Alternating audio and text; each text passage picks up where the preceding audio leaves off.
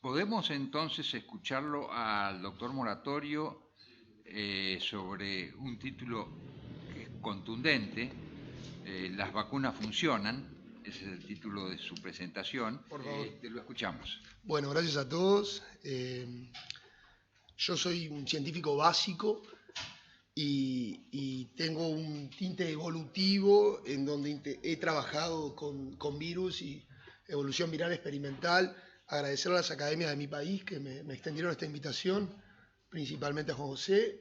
Y bueno, contarles un poco de qué se trata. El título de esta presentación, y lo cual aproveché sus palabras para intentar sacar conceptos que seguimos viendo y rearmarla en tiempo real, es que es de este hashtag que es sensación, digamos, a nivel mundial y se usa mucho en Twitter, y es Vaccine Works. Y es importante que les diga que no puedo dar esta charla sin tener comentarios de índole social y muy fuertes con respecto a todo lo que son movimientos antivacunas, los cuales no tienen ningún tipo de base científica para proponer o sugerir lo que sugieren en cuanto a que las vacunas no funcionan. Entonces, si nosotros miramos el mundo hace unos 40 años y pensamos en enfermedades infecciosas, lo que mirábamos era la epidemia de HIV que surgía en África. En cambio, hoy en día la realidad es totalmente diferente. Y más del 90% de todos estos brotes de virus emergentes y reemergentes son causados por virus de ARN. Y en nuestro laboratorio trabajamos principalmente con virus de RNA, con virus de ARN. Entonces, espero convencerlos de que realmente las enfermedades infecciosas importan desde el 18, con una de las grandes pandemias que tuvimos de gripe, y lo saben, los brotes de ébola, como el de Sierra Leona, los casos de microcefalia en Zika, o los síndromes respiratorios agudos dados por coronavirus, como el SARS en Oriente Medio, o otro tipo de enterovirus, como enterovirus 71, también endémico, por ejemplo, en Japón. Entonces, ¿y por qué pasa esto ahora? Y bueno, básicamente porque convergen un montón de fuerzas que hacen que el mundo de hoy, la globalización, el viajar, el cambio climático y los cambios producidos por el cambio climático, por ejemplo, en todos estos neumáticos, junto a la deforestación que cada vez aumenta y es mayor, nuestra población a nivel mundial ha crecido de forma exponencial, por decirlo de alguna manera, y descontrolada en los últimos 250 años. Pasamos de ser 1.000 millones en el planeta a 7.000. Y todo esto junto a un motor que es el propio motor evolutivo de los virus, y en el caso de los virus RNA, los cuales utilizan una maquinaria que es muy propensa a errores, y eso hace que introduzcan un montón de mutaciones. Todo esto nos lleva a ese mapa del mundo que les mostraba, y como les decía, si pensamos, este es el año, este es el año 2000, si cómo crece nuestra población en solo 250 años, de ser 1.000 millones de personas en el planeta a ya llegar a 7.000. Es por eso que hay un montón de llamados, de calls, por ejemplo, de Gates Foundation, en donde se intenta solicitar el diseño de una vacuna, en este caso universal, para gripe, ya que sabemos y tenemos una idea de cuáles pueden ser las próximas pandemias, sean o no sean vinculadas a gripe aviar. Y es por eso que Gates también utiliza este simulacro de qué pasaría si hoy ocurriera una pandemia de gripe como la que ocurrió en el 18, por ejemplo. En solo 6 meses morirían 33 millones de personas en el mundo, cerca. Entonces, ¿en dónde radica la importancia de las vacunas? Y bueno, principalmente en dos aspectos, que por más que sean obvios, creo importante resaltarlos y pasan, pero difusos muchas veces en todas las presentaciones por los contenidos más técnicos de cada una de ellas. El primero es que las vacunas son como un gimnasio.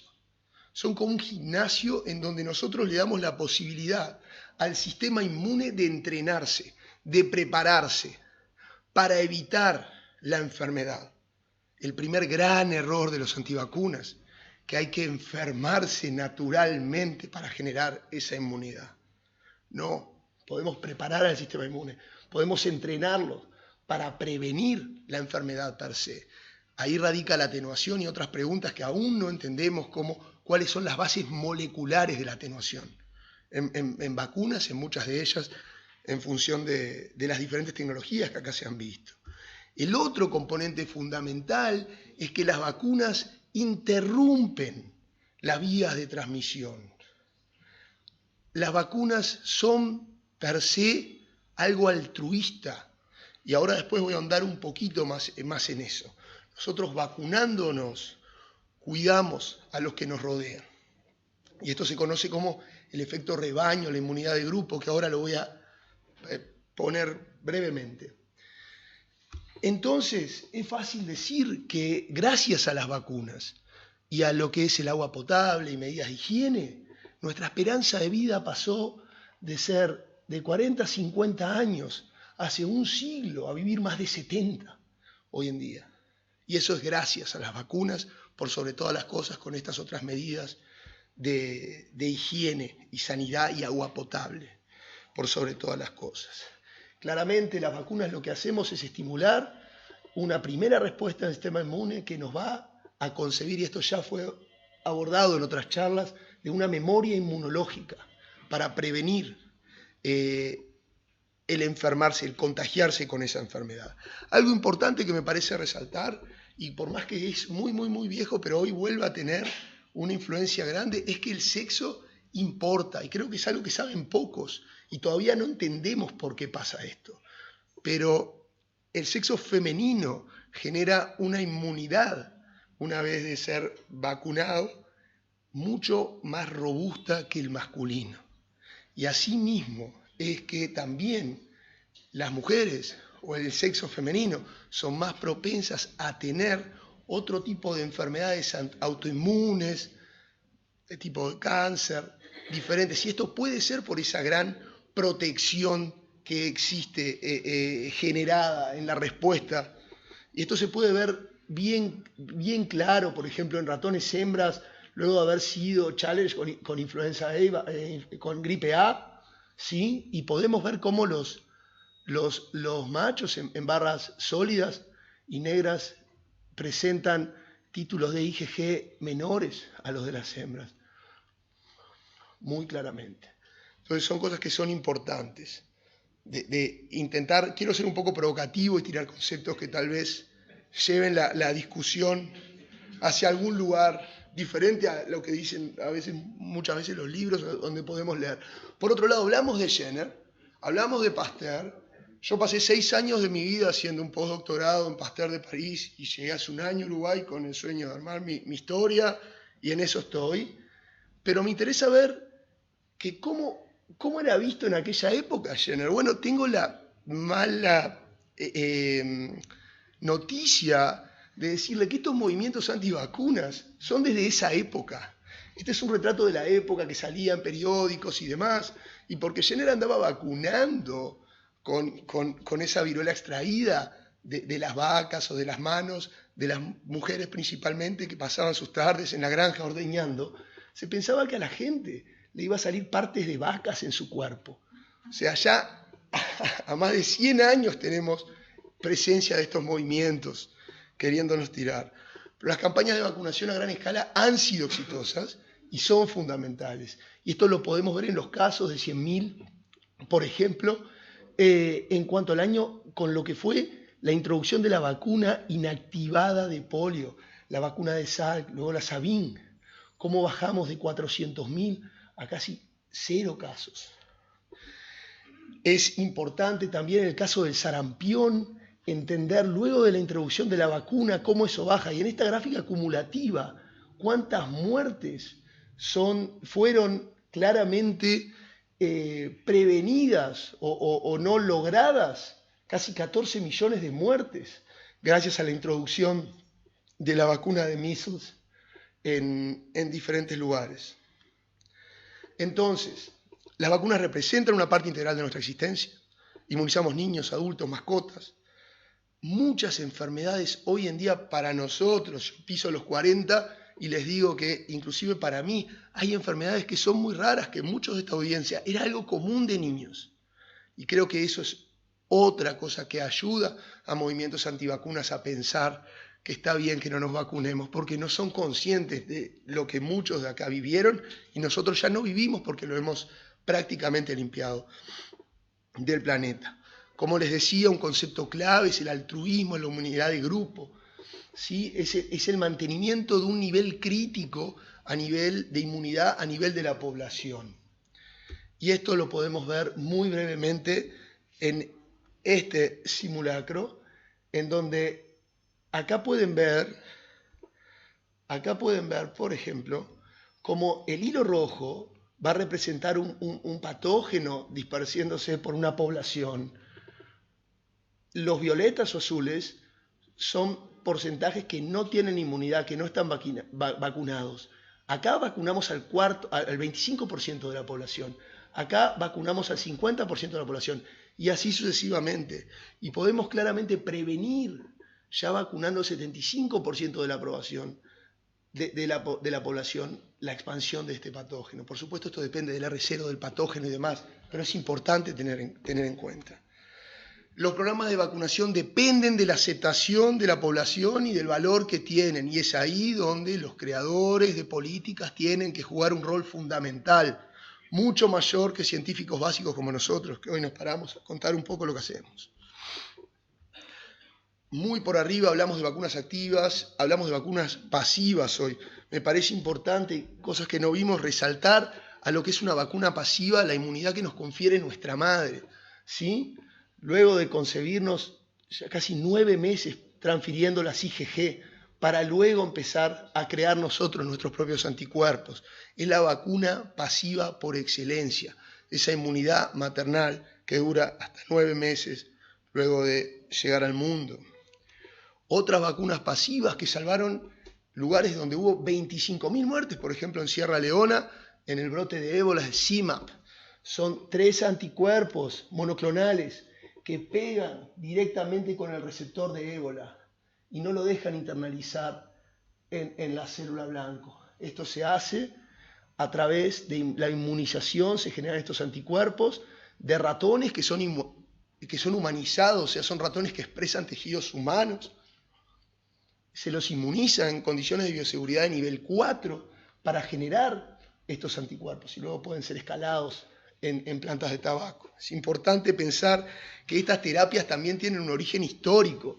Este investigador, Jordi Casals, se infecta con Lassa, con la fiebre de Lassa, un virus muy patogénico, y es salvado porque enfermeras que han estado en misiones y que por la diversidad genética y el repertorio inmunitario diferente de cada uno que sobrevivieron, se le transfundió directamente el suero de la enfermera a él para poder ser salvado. Y esto es importante porque la industria de los anticuerpos monoclonales también viene. Y la industria de los anticuerpos monoclonales tiene armas a favor muy poderosas. Y hago personal esta opinión. Pero ¿le sirve la relación de dependencia con el consumidor si yo te doy la inmunidad pasiva cada cierto tiempo? Yo te ato a tener eso. Hoy en día nos podemos salvar de ébola, pero principalmente necesitamos este tipo de vacunas pasivas, de anticuerpos. Hay que pensar bien hacia dónde vamos y cómo la industria de monoclonales también usa argumentos de gatillar el sistema inmune o argumentos antivacunas, como decir, esto es más sano, esto es mejor. Venga cada 6 meses y le doy su anticuerpo contra toda la enfermedad que va a haber. Pero tenemos una relación de dependencia. En vacunas activas lo vimos todo, vimos atenuación, vimos la inactivación, fraccionamiento, luego vinculado a biología molecular, lo que son vacunas ADNA, vacunas basadas en expresión de proteínas recombinantes, etc. Solo quisiera resaltar que es prácticamente un hito histórico que allá por el 50, el mayor clinical trial en la historia del mundo, y seguramente no se haga porque la epidemia lo pedía, fue hecho con 1.800.000 niños dando la vacuna inactivada de Salk, de polio. Y esto 1 año después, sin computadoras, nada, anotando todo en papel, se liberan los resultados y se licencia. Esto es lo que hacen las vacunas. Yendo un poquito a una parte de innovadoras o creativas, que fue como lo abordamos un poco en Montevideo en una jornada de nuestra academia que represento.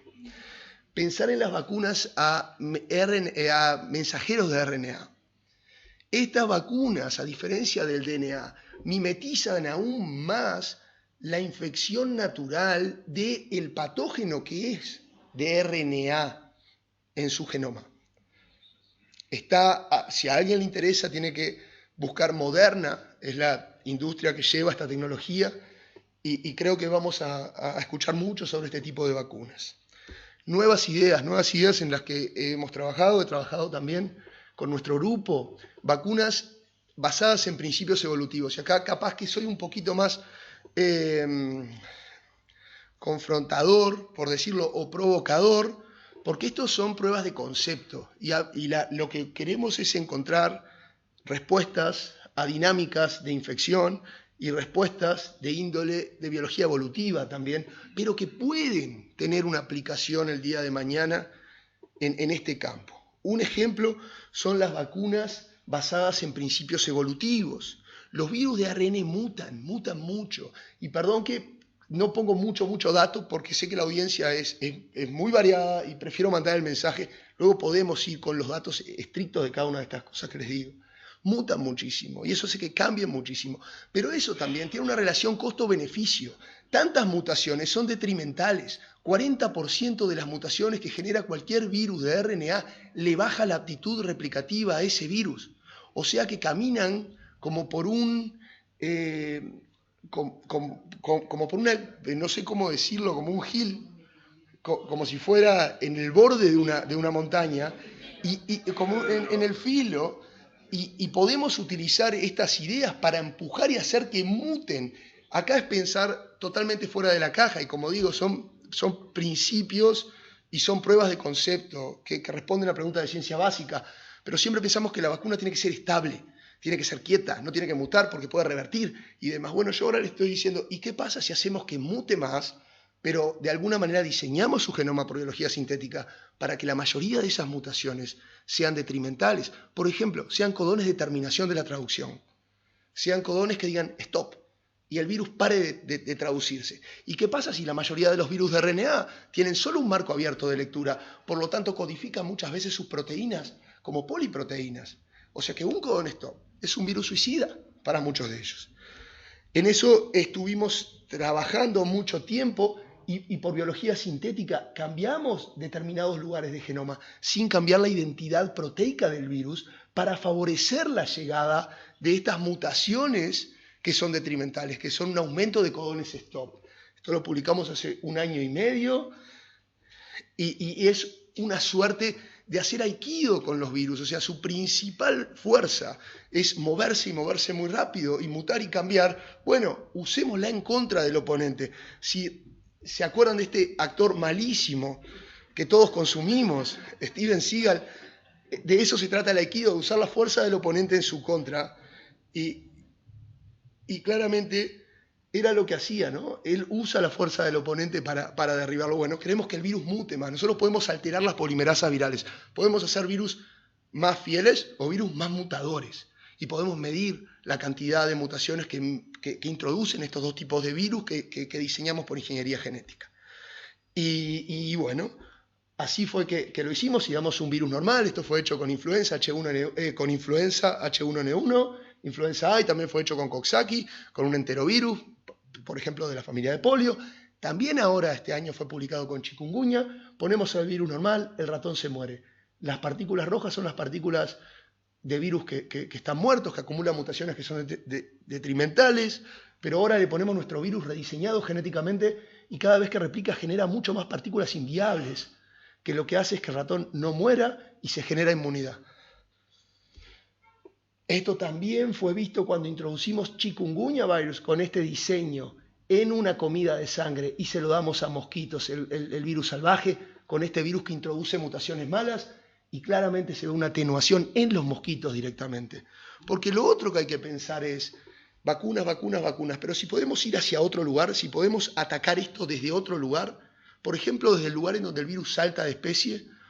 Esta es una predicción hecha por Eddie Holmes Eddie Holmes posiblemente en Australia es el filogenetista más grande de virus y evolución viral que tenemos hoy, y él estima que solo un 1% de los virus que están en la jungla, en la vida salvaje, son los que conocemos. Y eso esa capacidad de emerger es lo que nos hace tan vulnerables. Si miramos, por ejemplo, lo que era la distribución de Aedes albopictus en el tiempo y cuál es la que se estima, es así como llegan los arbovirus a todos nuestros lugares. Aún más cuando nuestra acción humana, como les dije, cuando convergían las fuerzas, de un día para el otro la Argentina decide ser más ojera que ganadera, y eso requiere una preparación de pastizales, quemada de tierras, que exterminamos poblaciones de anfibios, que damos lugar a floración de Aedes, por ejemplo. Hace 40 años no escuchábamos hablar, o 30 años, de dengue en Buenos Aires, por ejemplo. Entonces lo que hacemos para terminar es que si yo utilizo todas las secuencias de la base de datos que existen, todos los genomas completos de virus que existen en la base de datos, por color, yo puedo ver que clustean, utilizando una técnica que se llama PSA, que clustean de forma diferencial, y ese color indica quién es su hospedero. Por ejemplo, acá están todos los virus de vertebrados, acá en azul es todos los virus de planta, en amarillo los virus de... Y acá en verde lo que encontramos fueron que son los virus que solo replican específicamente en insectos, pensando en esos arbovirus que ciclan entre el mosquito y el humano, entre el invertebrado y el vertebrado.